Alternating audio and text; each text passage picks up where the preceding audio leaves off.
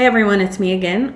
My name is Lindsay Sipe. I'm the Southwest Regional Consultant for the Digital Teaching and Learning Division within the Department of Instruction for North Carolina. My email is right there. If you need anything, just send me an email. For this video, another quick one, we're going to do step 2, which is adding content to Google Classroom. So for those of you that are already in Google Classroom, fantastic. For those of you that are not, let's go ahead and get there. So we're going to go to classroom.google.com. Again, here are the classes that I've created so far. So if you decide as a group or as a school to do different blocks, you're going to want to make sure your different blocks are in there. And if you decided as a group or a school to do different subject areas, you'll want to make sure your different subjects are in there as well. So I'm going to create one more math block just so you can see how easy it is to add content. So I'm going to Sipe Math section block 2, and I'm going to create.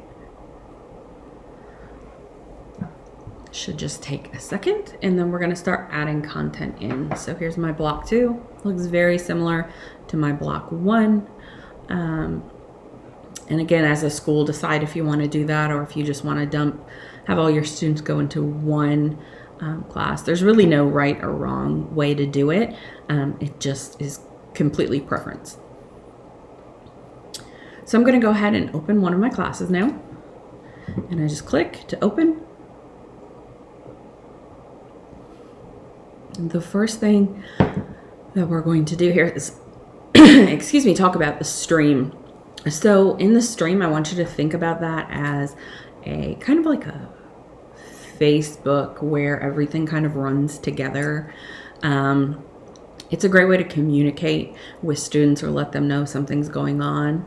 And we can do a lot of different things in the stream. So let's go ahead and do that first. We're going to share something with the class. So I'm going to just click. And we'll worry about this in just a second. I am going to do, hi students, welcome to math. Please check classwork frequently for updated resources. Okay, so nothing too exciting there. So a couple of things that I want you to know. Do you remember how in the last video I said you could actually share the information into each class pretty easily? So if you break it up into blocks, it's not difficult to have the students separated by block, but have the same content if they need the same content. So I could actually share this with any of my classes or just my block 1. I'm going to go ahead and do 2 blocks at once just because it makes sense. Now, when I have students in here, I can also assign different classwork or different messages to different groups of students, which is great for differentiation. If students need additional resources or some supplemental resources, that will help as well. Down here, I have the add button. So if I have some resources that I want to add, I can add from Google Drive, and it integrates into Google Drive beautifully. So I literally just click, and everything that's in my Google Drive, don't judge me, my Google Drive's a mess, populates right here. So I can literally just click one of these documents, if it's a worksheet or something else, and add it very, very quickly. If I'm recording a video like this, or if I'm sharing a presentation, I would just click on the presentation and hit add, and it would come right up in there. Okay, so it just shows up. So students could use that if they needed to. You could share a link. So if you have a great YouTube video or something else that you wanted to share that's a link, maybe you all use IXL.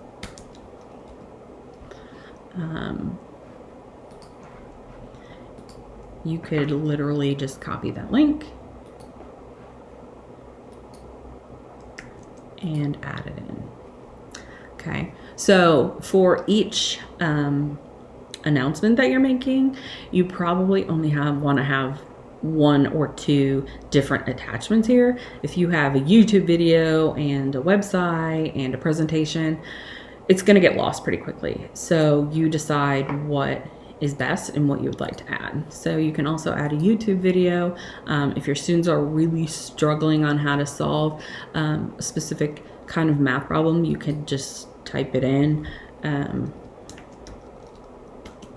Now, of course, you're going to want to watch this before you just add it in and watch it all the way to the end. So let's pretend that I watch it. I can actually just watch it right here if I wanted to. Let's pretend I watched it and I'm ready to add it in. Voila, it's right there. I'm going to delete that and I'm going to hit post.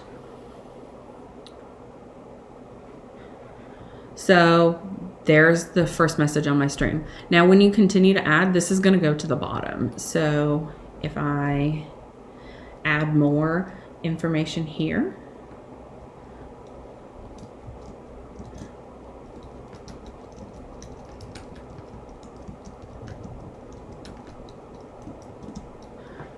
let's say I'm going to put a YouTube video in here.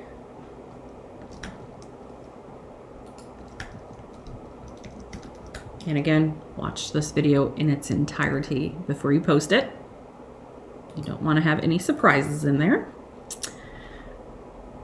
And I would like this to go to both of my math blocks. I'm going to hit post. I can also schedule a message to go out later as well. In this case, I'm just going to post. And then let's say I am ready to have something for tomorrow.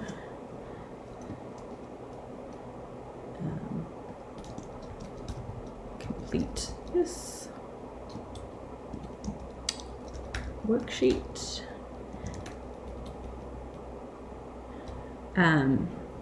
You're not going to want to have them do the worksheet in here, but I just want to show you how schedule works. So if I schedule, I can have it go out at 8 a.m. And it will go out automatically. One thing I want you to note about this is your messages that are most current go to the top. So if you have something that you want to stay at the top, let's say for this post, I'm just going to hit move to the top. And it's going to hang out there so all students see that first. So that's just an important thing to know. So that's a little bit about the stream. We're going to come back and we're going to work on classwork next. Okay. So the next video is on classwork. So tune back in when you're ready and you start getting, you're feeling good about adding some things to the stream. Come back and we'll jump on that. Okay. See you in a couple minutes.